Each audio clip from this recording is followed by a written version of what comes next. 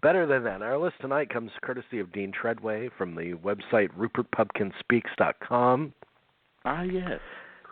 These are the underrated films of 1986. A few titles that Dean wanted to discuss. I will say the title, and Dean, you can say a few things about it, okay? Okay. All right. First title from 1986. These are underrated films, in Dean's opinion. The Green Ray, a.k.a. Summer, which is from Eric Romer. Yeah, it's just a really beautiful movie. I mean, one of Romer's best, I think. Certainly one of his best of the 80s. But it's a really, really beautiful story about a woman that gets left behind by her friend right as they're going to go on vacation together. So she has to go on her holiday by herself. And she's extremely lonely and very neurotic, very socially inept. And she goes to various places trying to find anybody that she can talk to. And the woman's played by Marie Riviere, and I think she really gives a really, really great performance. As somebody that you're kind of irritated with at times, and then sometimes you really feel for her and her loneliness, and then it's just got the most unbelievable ending that I won't talk about here, but it's really a really superb movie. Like many of Romer's movies, it needs patience because it's largely dialogue driven, and the dialogue is very good, but it's also very intellectual. So some people might not get what they're talking about. Really, I mean, I was like, well, I'm not familiar with what they're talking about here, but it's still good. I still found it very, very moving. And it's a movie that got great reviews. A lot of these are movies that got great reviews when they came out, but they, still when you go to IMDb and look at how many people have seen them, because you can go to IMDb and look up a search of the movies that came out in a given year, and they're listed on the basis of their popularity or whatever. And out of, there's 50 listings on each page, and you don't come to Summer or The Green Ray until, 7 or 8 pages in. So a lot of people haven't seen it. Next up, Round Midnight. Doesn't Scorsese have a role in Round Midnight? He does. He plays the lead character's New York agent. The movie largely takes place in France. It's with Dexter Gordon as who was a legendary saxophonist in the 50s and 40s, 50s, and 60s and on. This was his only movie that he did and was nominated for Best Actor. I think he should have won. And he plays some people say he's playing himself, which I think is stupid. But he's playing a jazz saxophonist who's struggling with alcoholism in Paris. And this is sort of his, a rare last chance to play for an appreciating audience, and he strikes up a friendship with a fan played by Francois Cluzet, and it's just a beautiful story of friendship, and the music is fantastic, of course, by Herbie Hancock, who won an Oscar for original score, which is not mostly an original score. It's really, adaptations of jazz classics and stuff, but there's a couple of original pieces in it, and it's just it's really a great movie. I think it's a masterpiece, really, and really deserves to be seen on a big screen because it's really beautiful widescreen. But it's really about Dexter Gordon's performance in it. That's just, you've just never heard anybody with a voice like his. You've never seen a performance quite like this. It's really unaffected by any kind of acting technique or whatever. It's just very real and very moving. So, Dancing in the Dark from Canada, Yeah. not to be confused with Dancer in the Dark. Right. This is a really odd movie, probably kind of hard to find now. We still have a copy that's VHS, and it stars Martha Henry as it's basically almost a one-woman show, really, where she's the wife of a businessman, and she basically spends her time cleaning the house and things, and she gets so obsessive with her routine that she kind of frets herself into the insane asylum.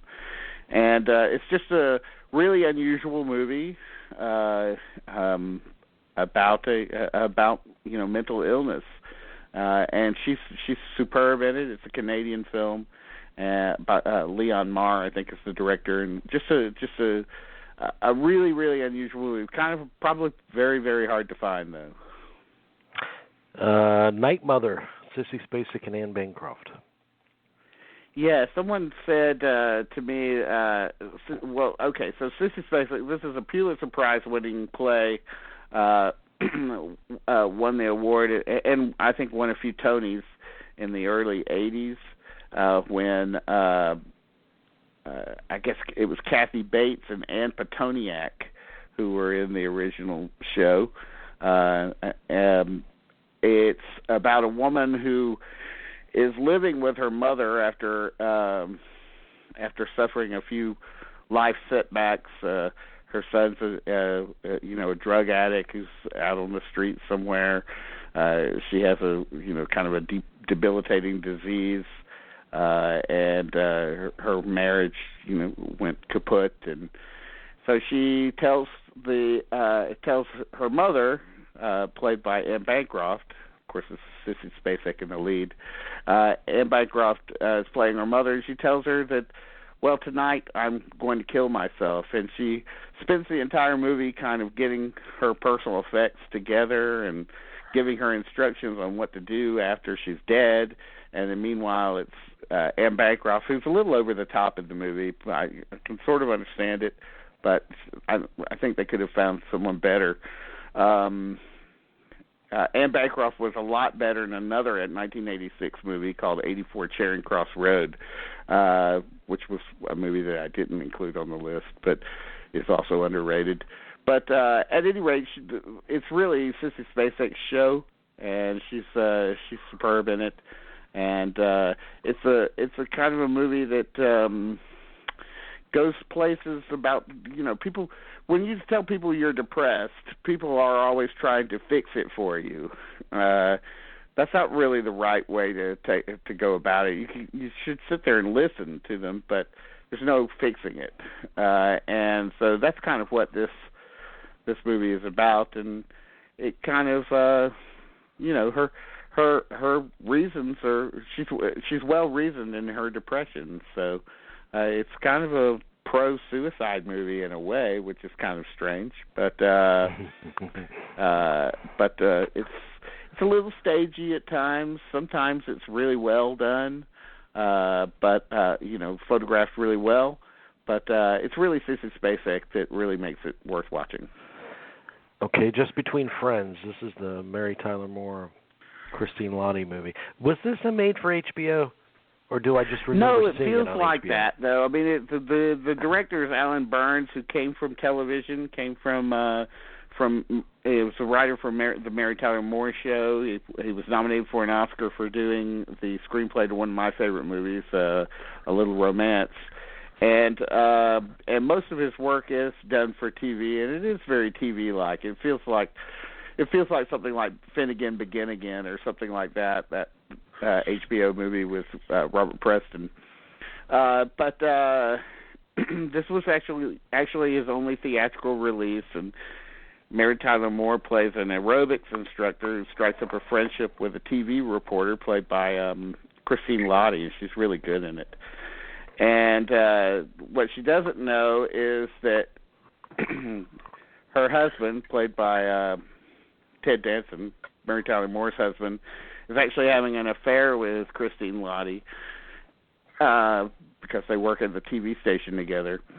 And then there's a tragedy that happens, and some revelations about that that affair, and it's very good. I wouldn't say it's like a really good TV movie, and it still has that TV movie quality to it.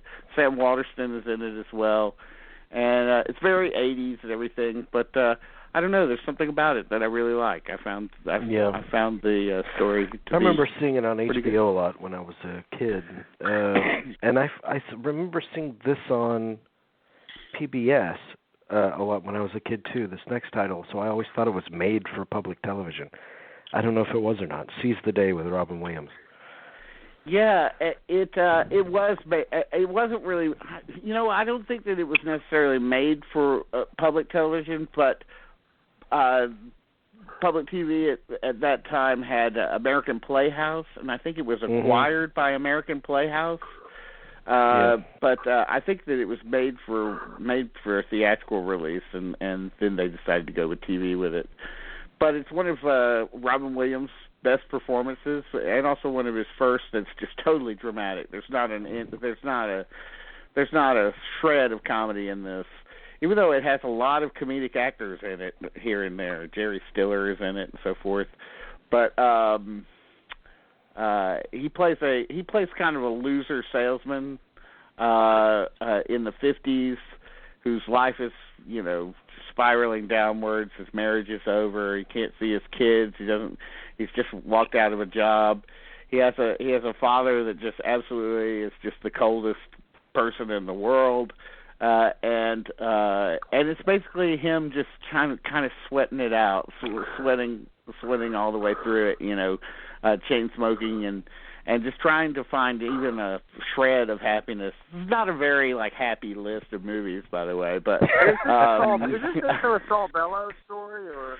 Yes, exactly. It's based on a Saul Bellow tale. So there's a Jewish element in it that there's an angle of that in it, and it's got tons of interesting character actors. Tom Aldridge, who played Carmela's father on The Sopranos, is in it, and Tony Roberts and Eileen Heckert. Jerry Stiller, as I said, Five-ish Finkel is in it. Wow. So it's a very good movie, but it is extremely depressing. But no Margot. God, what's that actor's name that we always bring up? Margot. Margot Gortner. No Margot Gortner in no any Margot of these titles? Gortner. Damn it, Dean. Let me down. No. You need to make Margot a list Gortner was really off of his game in the 80s. He was. You need to make a list of the best Margot Gortner films. I will. I'll make a list. This final title gained the attention of one of our Facebook followers who said, "Oh, I saw that movie. It made me want to kill myself." Wait, I think I remember this. What movie was this one? It is When the Wind Blows. Oh, yeah. Oh, my God, yeah. Oh. It is depressing. It's an animated film by Jimmy Murakami, who had adapted some of the writers. It's written by Raymond Briggs, a famous writer of children's books like Father Christmas and The Snowman. He had made those stories into short 30-minute films that would be played around Christmas time. This was a theatrical release. It tells the story of two elderly people living in Britain, voiced by Peggy Ashcroft and John Mills, who are living, quite a ways away from London, but they hear that London's being attacked by a nuclear bomb. And so, they're being of the World War II generation, they decide to just hunker down just like they did during the Blitz. And, of course, that doesn't really work out for them. I have this book somewhere. I have the book, the storybook that this the book that this is based on. I remember we got it. Yeah. And it's done in that same sort of style, that sort of charming kind of big-headed kind of style that I guess Briggs and the animator have. But it is ridiculously bleak to see these two characters who are so sweet kind of spiraled into underneath the pressure of nuclear fallout. Things don't happen. Nothing good happens in this movie. So, but it is one of the most depressing animated films. I can only think of a couple more that are as depressing, like Warship Down or the Plague Dogs, maybe. But Plague Dogs is almost unwatchable in its depressing aspects. But this is very good. The dialogue's great.